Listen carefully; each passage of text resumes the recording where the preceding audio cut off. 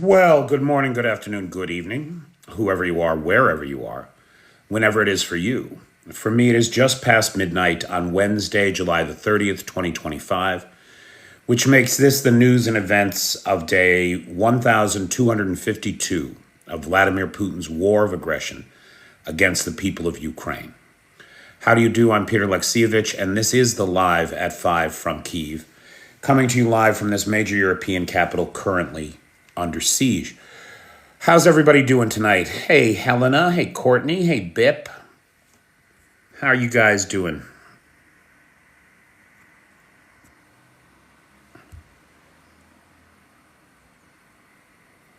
Hello. Hello, my name is Henry. I'm plugging along. Hey, Hardley. Hey, super user. Carl's doing well. Good to hear, Carl. Howdy, G2. Hey, Eli. Hey, Dawn. Hey, Richie Rich. How is everybody doing tonight? Hey, Bakhmut. Boy, Pokrovsk really reminds me of Bakhmut and Avdiivka. It's just history repeating itself. Hey, Neil. The Russians are a one-trick pony. They cannot seem to adapt. Thank God for the Ukrainians. But they are going to... I don't know. I think it's crazy. I think the whole thing is crazy. Hey, Alice. Hey, Richard Prexis. Hey, Mad Mike. How is everybody doing tonight? Hey, Roy Daniels.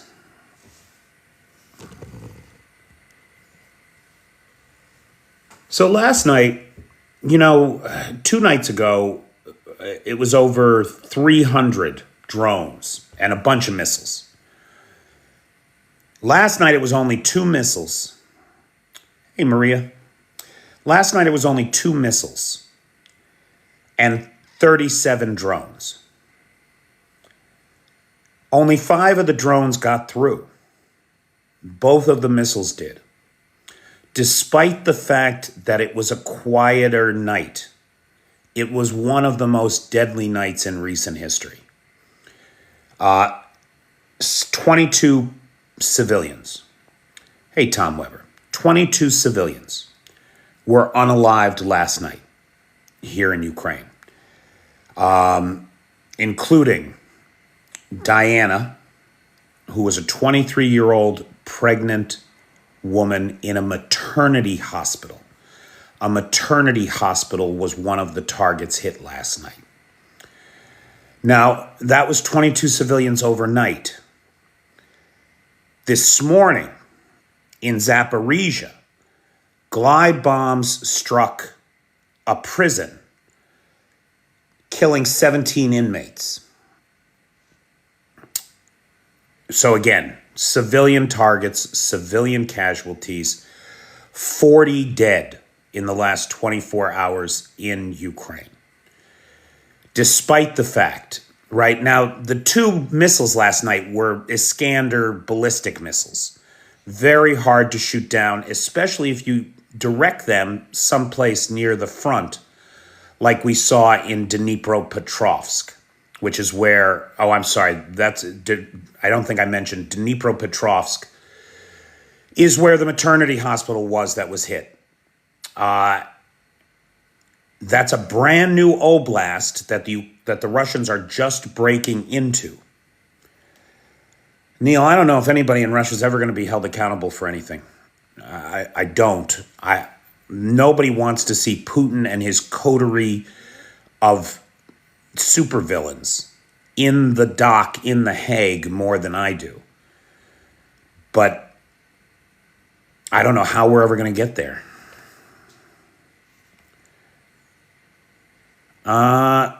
Chris asks, did you hear the EU are not happy about Trump's proposed secondary sanctions? I did not hear that. I don't know about that. But what I do know is that the EU has warned Kyiv and has put on hold 18 billion euros worth of investment in Ukraine until they overturn that corrupt anti-corruption law. So we know the Ukrainians passed a law that undermined the independence of some anti-corruption agencies here. That was a big red flag to everybody. And Ukrainians, quite rightly, turned out in large numbers in the streets. I want to highlight, to the credit of the administration here, these protests against this law, which I think were rightly motivated by the Ukrainian people, happened in wartime, under martial law, with a curfew in effect.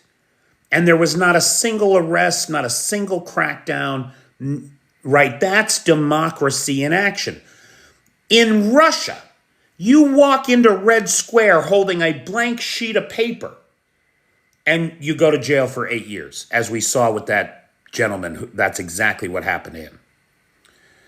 So, as disconcerting, and rightly disconcerting, as the apparent backsliding, undermining the independence of those anti-corruption agencies was, the government does seem to have handled it well, right? People are still protesting. They say that they're going to keep protesting until Thursday, when the vote on the new law, which will reinstate the independence and sovereignty of those agencies, is due to be voted on. Exactly, Seawolf, right? You have to acknowledge when mistakes have been made, and you have to legitimately work to correct them. It's this lack of accountability that drives corrupt regimes like Vladimir Putin's, and, if I may say so, as an American, Donald Trump's. The lack of accountability is what drives these corrupt institutions. You got to have it. And I think we see that on display. Now, look, we're not out of the woods on this internal Ukrainian matter yet. The EU is put everything on hold until we see the results of the vote on Thursday.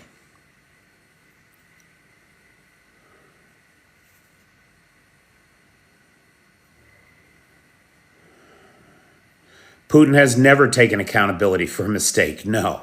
And that's what I'm saying, right? That is the problem. So Kyiv is on notice. It's got to take care of this business, and it's got to take care of it quickly. Or else $18 billion in EU funding, absolutely essential for the government to keep running, is going to be on hold. That's not to mention the hope of EU accession, not to mention the hope of NATO membership. This could very well derail all of that if they don't fucking fix it fast. And hopefully that's going to happen coming right up here. Now, we talk a lot on this channel about dominoes to watch. And usually when we do that, we're talking about former Soviet republics that are pulling away from Moscow, right? Like Armenia, Azerbaijan, Kazakhstan, Moldova, etc. But there's a new domino to watch. Hey, Kath Brown. Hey, Betty Thompson. Trump is going after Brazil. Now, why? Right? He's not doing it for Ukraine. That's for sure. Hey, Bjorn. He's not doing it for Ukraine. He's going after Brazil. Why? Because Brazil's last president attempted a coup and is now being held accountable, right? He's been arrested, he's been charged. And that's exactly what Trump did. And Trump and Bolsonaro were buddies, because Bolsonaro is another one who works to undermine the institutions of democracy and set himself up as a dictator for life, just like Trump aspires to do. So it's my opinion that the pressure on Brazil has less to do with putting pressure on Russia than it does to have than it does to have put than it does having to put pressure on Brazil to free Bolsonaro and get him back in the game, get him back as president for life of Brazil. So this is in the context of BRICS. Personally, I think if Bolsonaro was in charge in Brazil, we wouldn't be hearing a word about BRICS in Brazil. But because of Bolsonaro and Trump's personal affiliation for and with him, what we're seeing is Trump threaten Brazil with things like tariffs on imported fish. So a lot of fishing in Brazil, a lot of it goes to the United States. It's getting whacked with a 50% tariff in August. Fishing fleets in Brazil are already looking to shut down. You're talking about layoffs of about 1,500 fishermen initially, just with the trawlers that are going to go dark when the U.S. market shuts down, which is exactly what will happen if he does this. This whole tariff thing is nonsense of the first order. Hey, MG United Flyer. So we're going to watch the manipulation of Brazil with interest and what happens with Bolsonaro. Less so, I think, than with BRICS. I do think less so than with BRICS. But the BRICS de-dollarization initiative is really what he's blaming this all on, claiming that he wants to make sure that the U.S. dollar stays the dollar of international trade, even as he does everything he can to devalue it at home. It's Trump, right? Now, somebody asked a great question. We talked yesterday about the Aeroflot hacks, right? That hackers had taken the Russian airline Aeroflot offline, destroying 7,000 servers alone, stealing 12 terabytes of data alone, canceling over 100 flights, and by the way, nobody's getting their money back. Yeah, this is not covered. The hacks against the airline are not entitled to refunds in Russia. So nobody's getting their money back. And one of the things, and because the hack of Aeroflot was so big, really glitzy, right? It's getting all the press. You may not have heard that within 24 hours of that attack, the Tchaikovsky Airport's digital network crashed as well, as did the primary Russian government portal for accessing everything. You want to your driver's license renewed. You need a new Social Security card equivalent. You need to check on your pensions benefits. Whatever you needed to do in Russia online, you can't do it today. Shut down. Now, we don't know why. The official line from officials at the web agency that hosts the site is that they are experiencing technical difficulties. The Kremlin, in the meantime, has remained completely silent on the issue. No hacking group has, to the best of my knowledge, taken responsibility either for the targeting of the Russian portal site or the Tchaikovsky Airport. No hacking group has taken credit for them. So it could well be that these are just technical issues that Russia is experiencing, and these services are offline.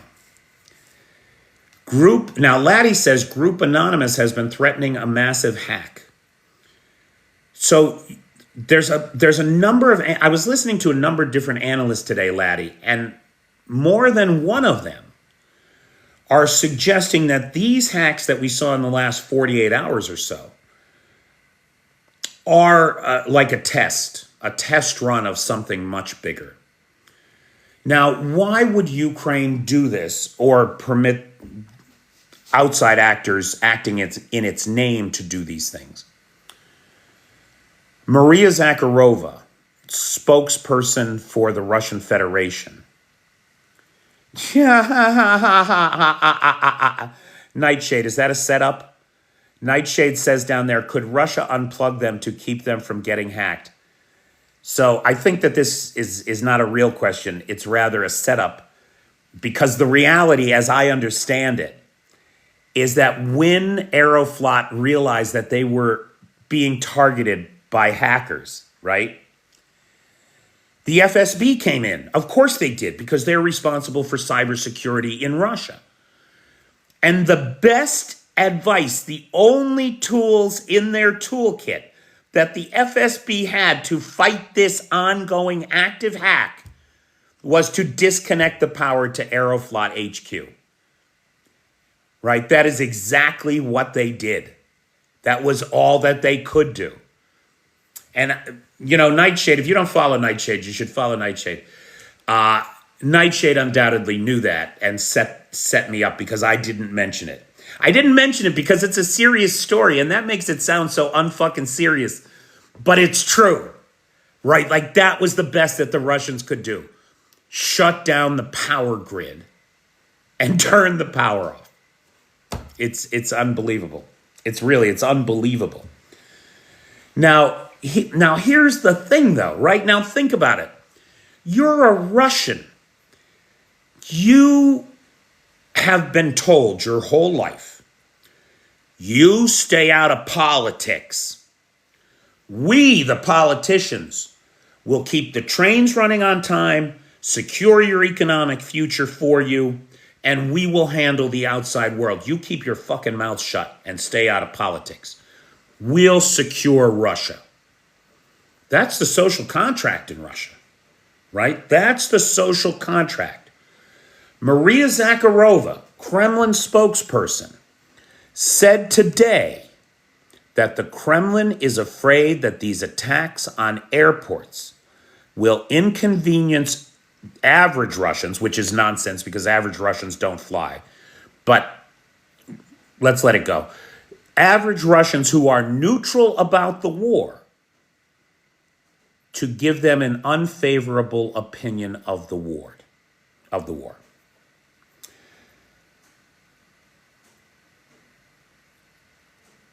Russia has not felt the effects of the evil it has done in this war on Ukraine.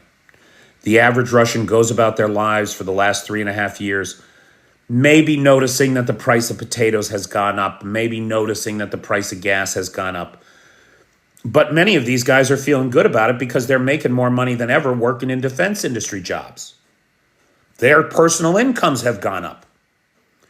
But the entire system is unsustainable, and it is bound together by the will of one person, one strong man who has reserved all power unto himself, and has disappeared, dispatched, or detained anybody who dared speak against him. The impact of these attacks cannot be understated. They undermine the public's faith in their leadership, who they have been told they are absolutely dependent on for their security. And that security is disappearing daily, as is their economic futures for those who are paying attention. Because the current economy, the current war economy that chews up materiel, spits it out, sees it destroyed, and returns nothing to the economy itself or builds further wealth, is an unsustainable economic model. It does not work. The Kremlin doesn't fear anyone as much as it fears its own people. which is why, of course, starting January 1st, the FSB now has its own private prisons. The Russians are expecting internal strife. So they have set up private prisons for the FSB, pre-trial detention centers, completely unaccountable to any court or any other law enforcement body in Russia, where they can detain people, disappear people, process mass arrests, etc. They know it's coming. And rather than try to do something to stop it, they're getting ready to punish their own people who dare point out the reality of their own failures. Now, against this backdrop of the digital sovereignty of Russia being invaded by the Ukrainians, in addition to all of that, the Ukrainians are not holding back in hitting Russia with drones. So last night we saw a large-scale drone attack against the Russian Federation. While pregnant women in Dnipropetrovsk in the maternity hospital are being targeted by the Russians, the Ukrainians hit the railway station and the electrical substation in the Orlovsky district of Rostov. Now, does that sound familiar? Have we not seen every major railway station from Milarovo to Krasnodar Krai come under attack? Ukraine is systematically disabling the rail network that is the lifeblood of the Russian Federation forces in Ukraine. We saw it in the attack on Orlovsky last night, where the station and the power substation were both engulfed in flames. Multiple targets were hit around Rostov city, including a training camp for Russian Federation forces. In Solsk, the most spectacular hit on railway infrastructure, perhaps of the war, where a fuel train was hit, engulfing the entire railway yard and station in flames. The fuel train was struck and is still burning 24 hours later. The entire line is shut down. Nothing is moving. The essential fuel, ammunition, food, and medical supplies that the Russian army depends on inside Ukraine, it's all slowing down like molasses in January, or at a complete stop. The very fact that Ukraine could strike several hundred miles away on the other side of the Black Sea inside Russia, a fuel train at the depot, belies the reality of this war. Ukraine has intelligence driven by data from on the ground. Where it gets this intelligence, likely it's partisans who are risking their lives every day to get this information to the Ukrainian armed forces. You got to have somebody there that lets you know that there's a fuel train coming into the station and when it's going to arrive so that it can be targeted hours before from hundreds of miles away. That's exactly what I think we saw last night. Careful, intelligence-led strategy, not just a chance or opportunistic strike, but rather the careful dismantling of the Russian logistical machine. And of course, 70% of everything that goes to the front goes on rail. So targeting these rail hubs, and lately they've been targeting the power substations that are associated with them. Now, and somebody asked the question, why is it a war crime when Russia targets power infrastructure in Ukraine, but it's not a war crime when Ukraine targets these power substations at the railroads? It's a great question. It's a fair question. Let's talk about it for 1 second. Russia strikes the hydroelectric plant here, or the thermal power plant here in Ukraine, right in Kyiv, in January. It doesn't just provide lights, it provides heat. They're trying to freeze Ukrainian grandmothers in their beds in the middle of winter. This electrical infrastructure drives the electric trains. It doesn't power homes. There's no Russian grandmothers who will be left without air conditioning in 30 plus weather. No, these substations are for electric trains that power the trains. That's what they're for. They're right there at the rail yard. Now, legitimately, this did lead to some blackouts. That is true, because of some attached infrastructure. But the primary function of these substations that the Ukrainians are hitting is to drive the trains, not to power lights. And having lights out for a few hours is an inconvenience, certainly, but it's not going to result in anybody dead the way that the Russian strikes do. So they are apples and oranges. One cannot even compare them.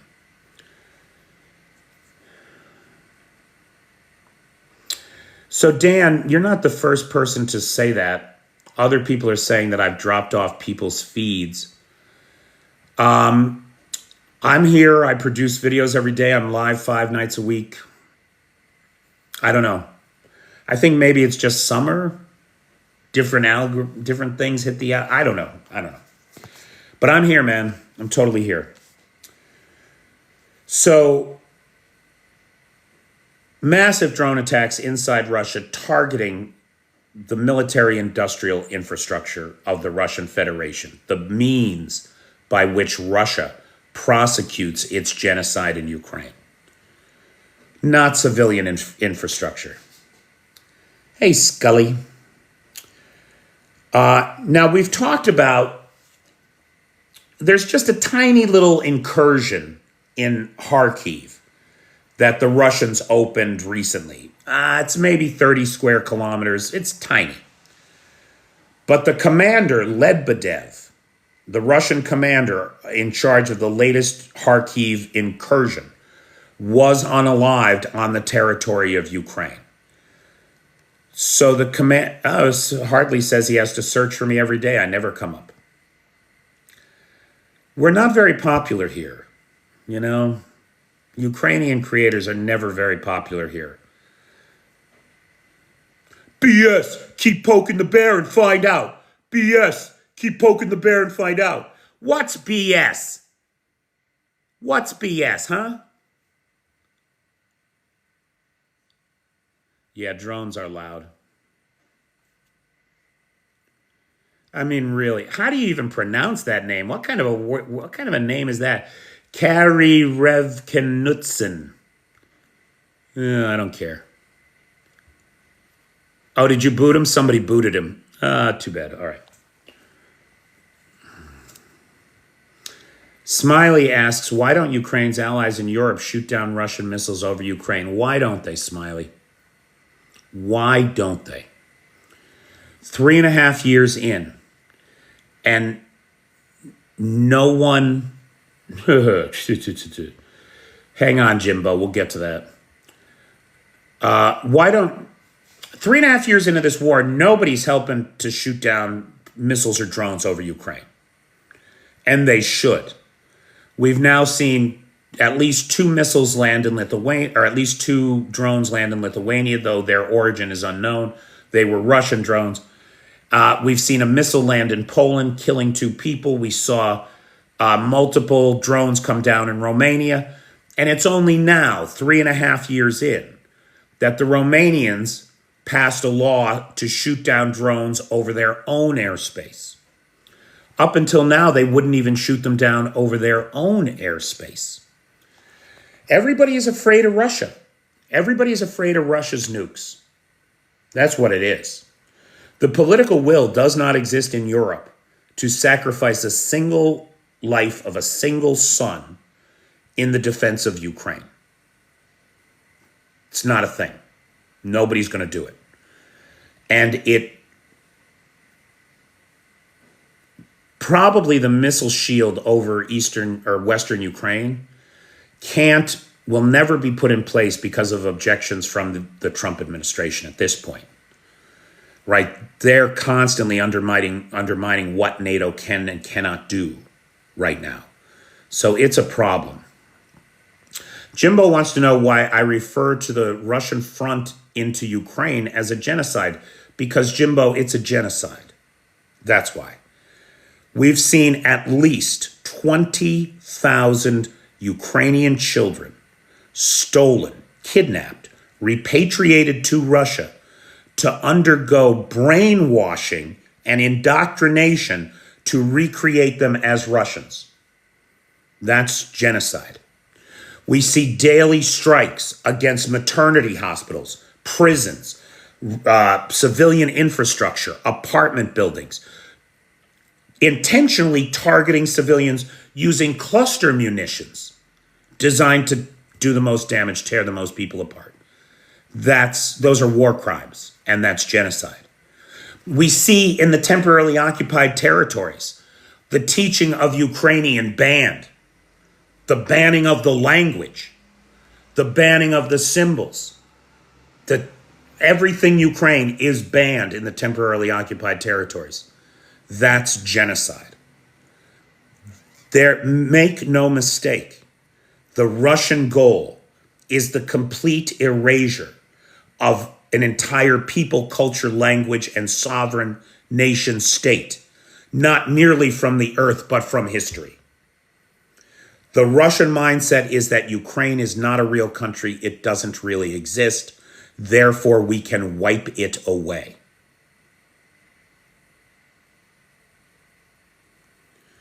So I hope that answers the question. Yeah, Cheshire's Cheese says quite rightly, the orcs openly admit that their aim is to wipe Ukraine out of existence. Absolutely.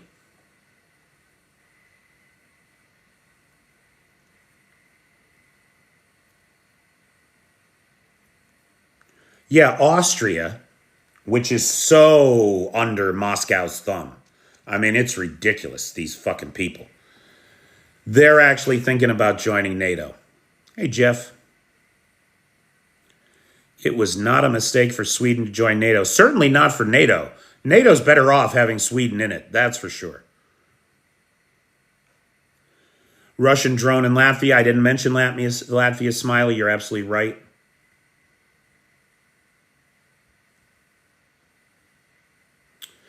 Ukraine is in the process of making a bearskin rug. Huh.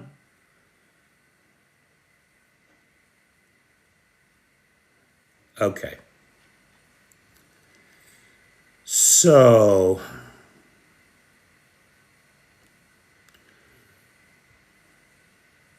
thanks, 45 Commando. Do you think Austria and NATO would be another Fico and Orban situation? That's the big worry, isn't it, Nightshade? The extent of Russian influence inside of Austria has meant that the Austrians, I mean, what have they sent to Ukraine? A couple of fire trucks? I mean, not that fire trucks aren't needed. Thank you. Appreciate the fire trucks. You know, could use some PAC-3 interceptors, maybe. I don't know. I think Austria's not coming into NATO anytime soon. Increasingly, forces are aligning against the Russian Federation. They're not attracting friends and allies.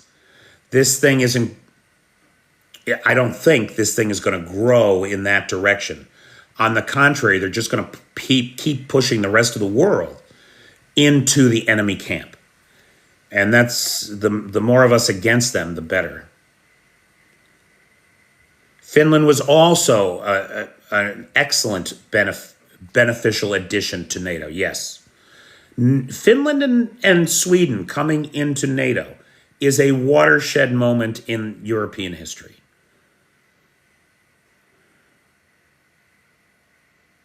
Russian shadow fleet landed in Western Australia. Ugh. Those not ships that are sanctioned, huh?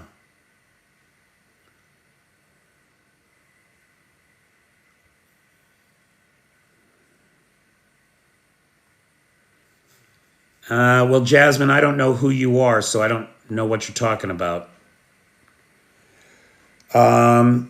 Also last night, Ukrainian UAVs, here's a familiar story, hit a railroad station and electrical substation in Makivka in Donetsk. So that's 3 rail stations and their associated power generation substations taken out last night. Now, substations, depending on the damage, can be easy to repair.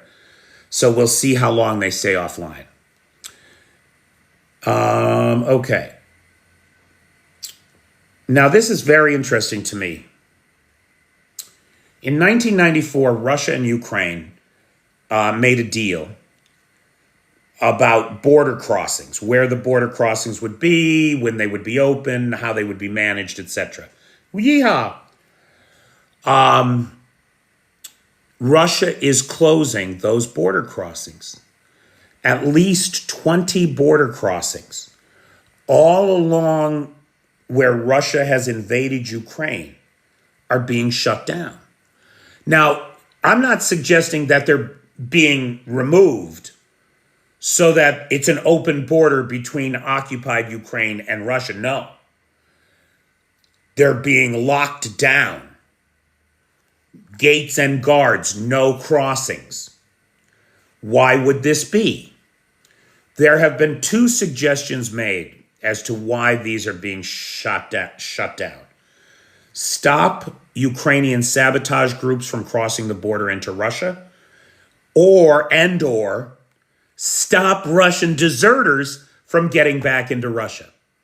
So who's ever manning these new closed border crossings, they're going to be able to make a fortune in bribes from Russians fleeing the war back into Russia, in my opinion. Jasmine says, sorry, not from me, from the USA. The Patriots, I thought 10-14 were supposed to go. Thought I'd ask. Okay. So, Jasmine, the question of the Patriots is a very open question because Trump is full of shit. He's just a liar. There are no 17 Patriots ready to come here. There is nobody ready to buy them for Ukraine. That's not a thing. The Germans seem to have managed, according to all reporting, seem to have managed to deliver 3 Patriots so far. And as many as another 5 may be coming in the next few months. Where they're coming from, we don't know. Except if it's true that 3 have arrived and 5 more are expected, well, that's 8. The Israelis just retired 8 Patriot systems, sent them back to the United States to be refurbished. Is it possible that Netanyahu doesn't want the credit for them, and he did a favor to Trump, let Trump take the credit for them, and give them to the Ukrainians? I have no other explanation for where these things came from. There's just over 100 Patriot systems in the whole world. And suddenly there's 8 coming to Ukraine? That's amazing. And I don't think that it's suddenly, and I don't think it has anything to do with Trump. I think that they're the 8 Israeli Patriot batteries. And as further evidence of that, I would point out that the Israeli ambassador to Ukraine in the local paper here was quoted as saying, you know, we gave Ukraine 8 Patriots and we haven't gotten any credit for it. I think it's a shame. The very next day, the Israeli defense minister said, we have not given any Patriots to Ukraine. So there's something going on there, but by all accounts, 3 have arrived, which is a big deal in a country that only had probably 8 before this.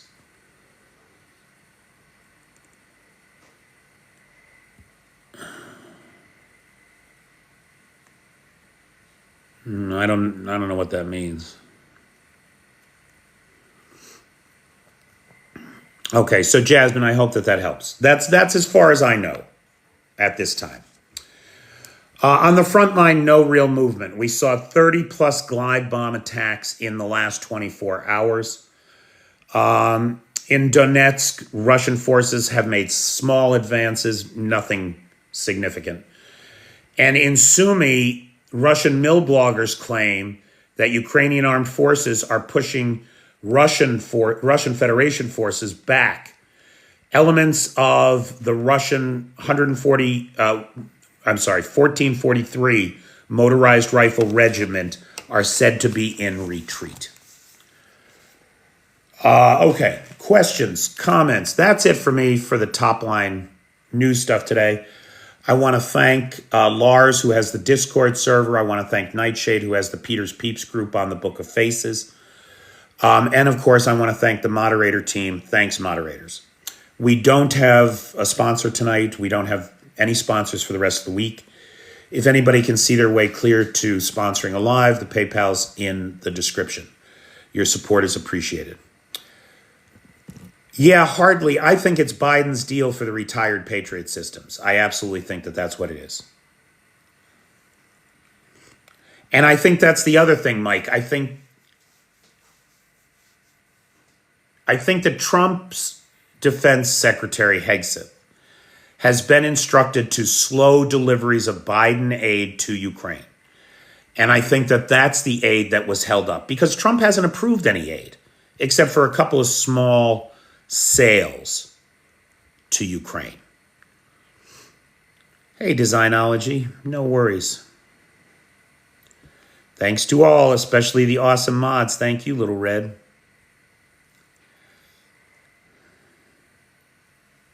I don't know, Neil. If Ukraine thinks it's in their interest, they will hit the Kremlin. They now have the capabilities to do it. By the end of this month, the Ukrainian armed forces, so only 2 days left, the Ukrainian armed forces are going to take delivery purportedly of several hundred new long-range missiles developed in cooperation with Germany and built here in Ukraine. So keep your eyes on the skies, guys.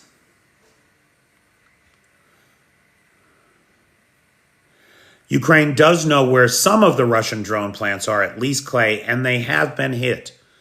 The final assembly line at the Tatarstan plant where in Alabuga, that's been hit at least 3 times. But these facilities are big. Drones are small. You need big, long-range missiles to do, guys, I have a correction too. Clay, while we're on this point. From reporting, I understood that the Tambov gunpowder factory had been destroyed. Turns out that's not the case. Turns out that just some of the buildings were destroyed in that big drone strike and fire. The Tambov gunpowder factory is still up and running because it's huge. Drones are small, So until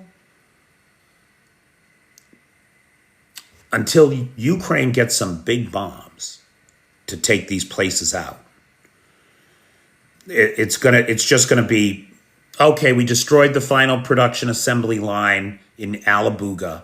It's going to take them a week and a half to get it. I think it was back up and running in 10 days. So at least production will be shut down for 10 days.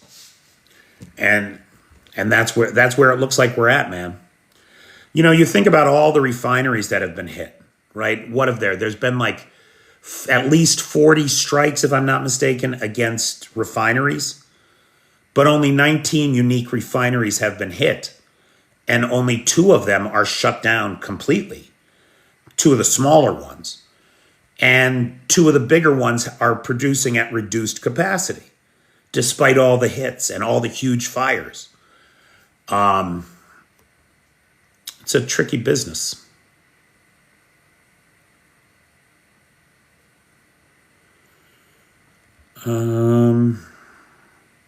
Sponsor a live is easy. Descriptions, the PayPal link is in the description, in my bio.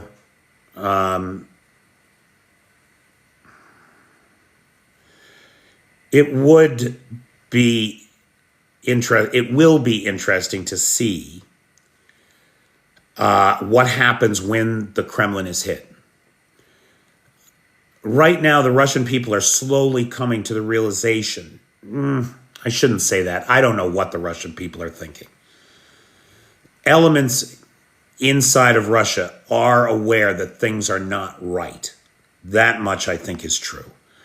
But whether or not they're ready to turn against this administration seems unlikely. It's just not in the nature of Russia. Lots of other ops are coming, you can be sure. That op that took out Aeroflot, those hackers claim that they've been working inside the networks for a year. Over a year, working inside the networks. They have everything. They have every email sent in the last year and before. They have all the passenger lists. They have the private home addresses of every employee, every passenger. They've got 12 terabytes of confidential company data. 8 Patriot missile systems will make a difference. That will double the number of Patriots that the Ukrainians have been fighting this war with. You know, I think about those 2 Iskander missiles that got through last night. Those ballistic missiles are very difficult to intercept. And then, of course, those are just the supersonic missiles, the Iskanders. The Kinzhals and the Zircons, the hypersonic missiles. The only thing you're likely to intercept them with is a Patriot interceptor. And they do damage. Look at the damage they did in Dnipropetrovsk last night. You're talking about maybe as many as 40, if they had that many Patriots and could cover the whole front with them, maybe those 40 people from last night would be alive today.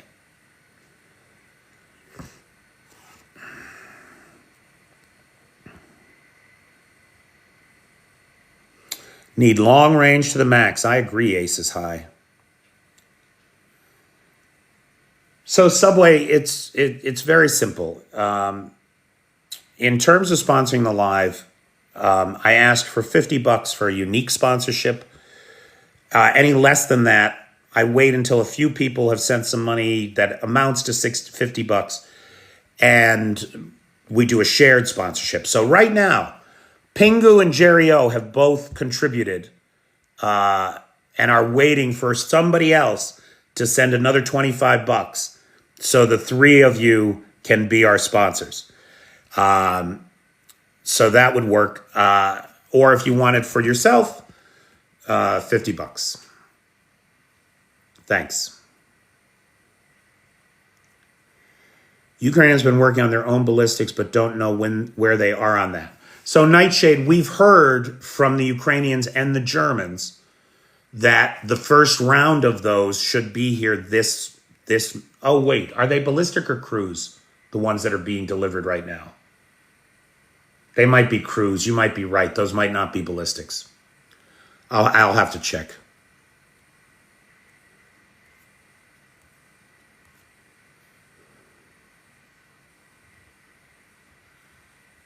Cut the head off the snake, exactly.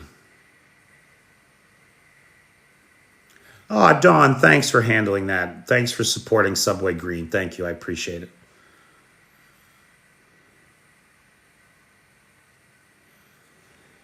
Cheshire's Cheese, if Moscow gets hit, Putin could use it to justify mobilization. He could.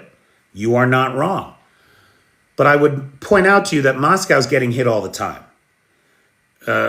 Airports in Moscow are being closed all the time because of drones in the air. So Moscow's getting hit.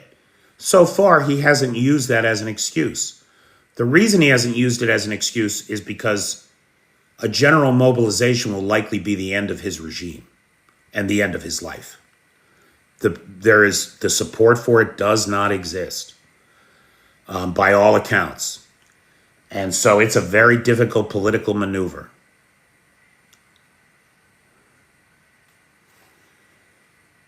Russia, Pistol Pete, true story, not a joke.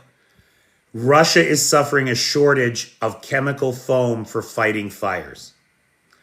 Where could it all have gone? I can't imagine.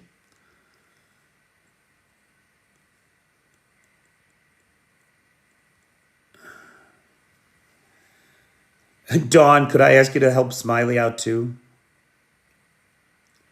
Thank you. Or somebody else. Hey, Bip. Yes, they are running out of foam. Maybe they should exactly. Thanks, Dawn. Hey, everybody. There's my buddy, Tim. Everybody say hello to Tim. Tim's in the International Legion. He's somewhere out in the East right now. He's Belgium, but he's fighting for Ukraine. Thanks, Odessa. Hey, Refurb. I hear you, man. I took a long nap today. I was exhausted. The Navy Day Parade was canceled in St. Petersburg this weekend. Biggest celebration of the Navy all year. The last Sunday in July every year. Big naval parade and boat show. Putin canceled it. Afraid of drones. They actually said it in the press. They were afraid of drones. Tim is saying we are getting hit hard here now, so not staying long. Yeah, Tim, we were just talking about the fact that there's a lot of pressure on the front line, all up and down the line, that the Russians are pushing and pushing hard. You can say that that's the same in your position, can you? Hey, Renvox.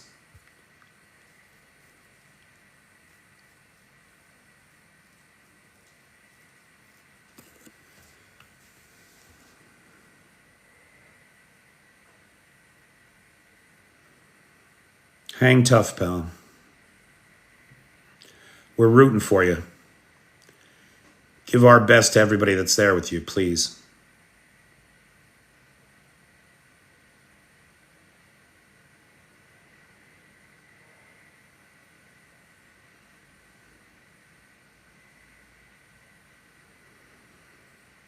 In Ukraine, Neil, they say Oberezhna. Oberezhna, careful. Use caution. Oh, fucking Trump and his deadlines. Shut the fuck up. 24 hours, 100 days, 50 days, 10 days. Motherfucker, get your shit together.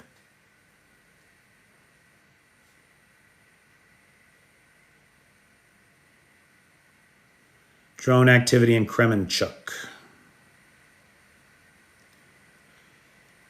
2 weeks. Did he decide on 2 weeks now? After he said 10 or 12 days, did he decide on 14 days? Like, what does it matter? What does it matter? His threats are worthless. The Russians don't care about U.S. tariffs. And, it's always 2 weeks. You're right. The Russians don't care about U.S. tariffs. And these big sanctions that he wants to put on other countries, that's an economic nuclear bomb. For the world, for the global economy. It's insanity. He'll never put 500% tariff on India.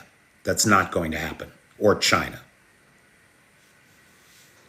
He doesn't think at all. That's the problem, Seawolf. He just responds from his balls. He's a man who thinks with his balls, which apparently are larger than his dick. Which is not how nature wants that to be.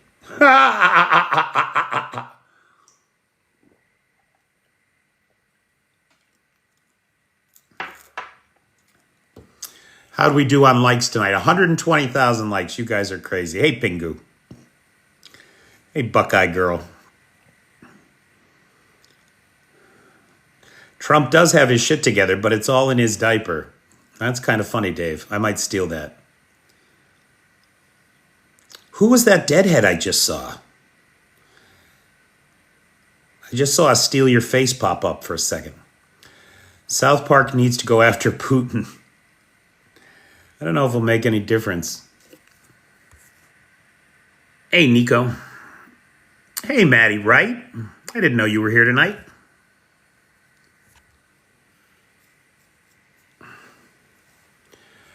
No, Mike, that's not a thing. That's stop.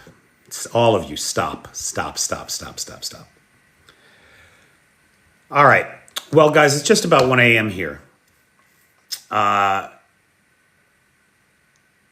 Hey, Space Ghost. So again, thanks everybody for tuning in. Big thanks to Lars, who has the Discord server, Nightshade, who has the Peter's Peeps group. If you don't follow Nightshade, give him a follow. He just hit 5,000 followers, which is great. Congratulations, Nightshade. And he posts daily updates on Ukraine. So check it out. Who did I forget to thank? Oh, the moderator team. Thanks to Travis, Pete, Jay, Maddie, and Feisty. I don't know, was Feisty here tonight? And thanks to all the Patreon folks and live sponsors who make all of this possible. I literally could not do it without you guys. So thanks. Again, if you want to sponsor live, check out the PayPal in the description. Do not, one of the perks, well, I'll let you discover. Don't be thrown off by the PayPal. There's some benefits to using PayPal. And anybody can DM me too about that. Okay. All right, everybody, I'm going to call it a night. Thanks for hanging out. Make it a great day.